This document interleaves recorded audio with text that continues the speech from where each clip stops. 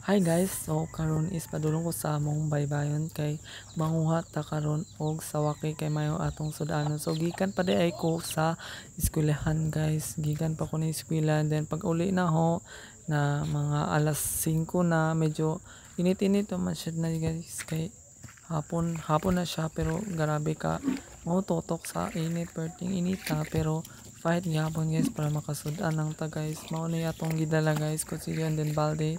Then padulong na ta sa kuan atong area nga perting daghana nang basta na yung mga sawaki. First na tong kuha guys is ang bat.